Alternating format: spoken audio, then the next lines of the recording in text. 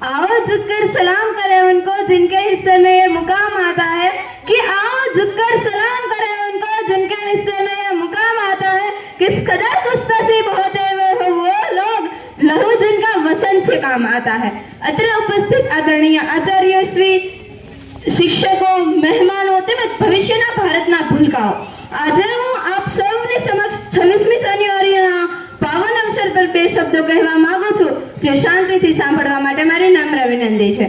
આજે આપણે જે વિષય પર વાત કરવાની છે, આજે આપણે જે વિષય પર ચર્ચા કરવાની છે એ છે એવા ભારતના રિયલ હીરોઝ કે જે જીવે છે તો પણ દેશ માટે અને બલિદાન આપે છે તો પણ દેશ માટે।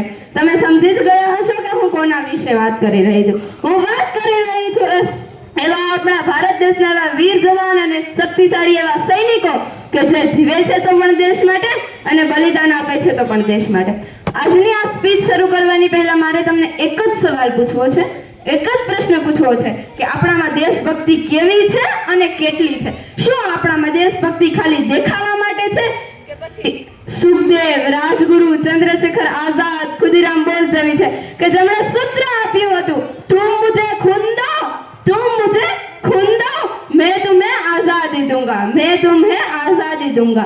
આજે આપણે વાત કરી રહ્યા છીએ ભારત દેશની દેશભક્તિની, તો હું તમને એક એવો જરૂર કિસ્સો કહેવડાવવા માંગુ છું કે એક વખત જર્મનીના હિટલરે આપણા ભારત દેશના એવા હોકીના જાદુગર તરીકે ઓળખાતા એવા મેજર ધ્યાનચંદને તેની પાસે બોલાવી અને કહ્યું, શું આપ્યું છે તને તારા દેશે, શું આપ્યું છે તને તારા દેશે, આવ મારા દેશમાં, હું તને એર ચીફ માસ્ટર બનાવી દઉં।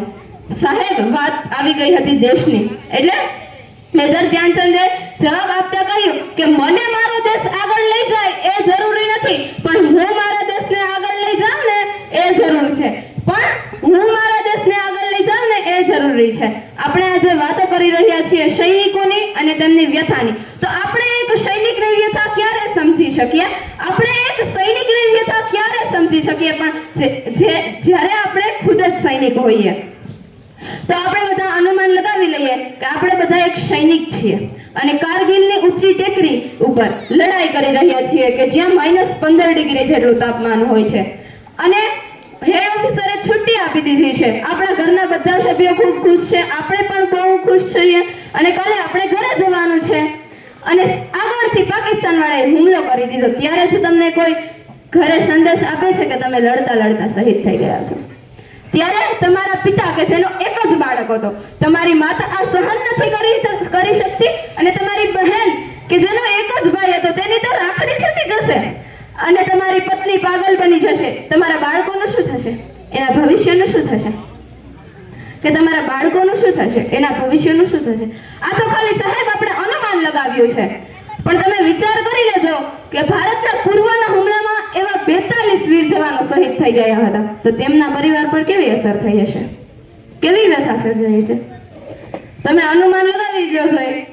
અને આજે આપણે વાતો કરી રહ્યા છીએ સૈનિકોની, તો હાલનું જ આપણે એક ઉદાહરણ લઈ લઈએ, સપુતવીર કમાન્ડો અભિનંદન કે જે આપણા ભારતમાં V-21 પ્લેનથી પાકિસ્તાનમાં પાકિસ્તાનમાં ગયો હતો અને ત્યાંના A-16 પ્લેનનું પણ દહસ કરી નાખે। સાહેબ, આવી હોય છે દેશભક્તિ, આનું નામ દેશભક્તિ અને આને કહેવાય દેશભક્તિ। કોઈ પૂછે તમને કે કોણ છો તો શું કરવાનું, તો તમારે જવાબ આપવાનો નહીં, પણ ઉપાડવાનું ખંજર અને છાતી પર હિન્દુસ્તાન લખી દેવાનો, ઉપાડવાનું ખંજર અને છાતી પર હિન્દુસ્તાન લખી દેવાનો। અને કોઈ પૂછે તમને ક્યાં રહો છો તો સરદાર વલ્લભભાઈ પટેલ અને સુભાષચંદ્ર બોઝની જન્મભૂમિનું નામ કહી દેજો, બાકી બચી તે ભારત માતાને નામ કરી દેજો, બાકી બચી તે ભારત માતાને નામ કરી દેજો અને રગ રગમાં જય હિન્દ લખી દેજો। અંતે તો મિત્રો હું એટલું જ કહીશ, कुछ नशा ये तिरंगे की आन का है, कुछ नशा ये तिरंगे की शान का है,